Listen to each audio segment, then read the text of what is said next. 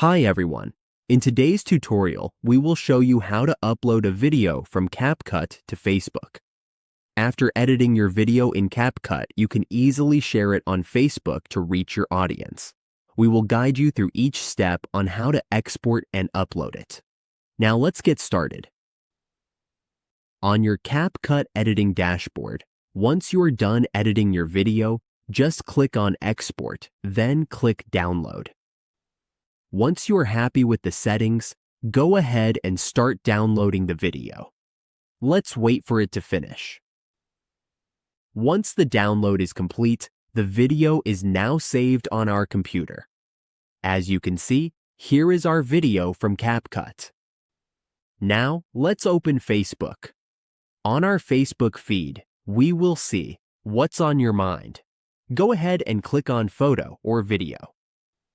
Now, let's select the video that we made in Capcut. Go to Downloads and select our video. Now, let's add a caption. Once the caption is ready, go ahead and click Post. Let's wait for it to load.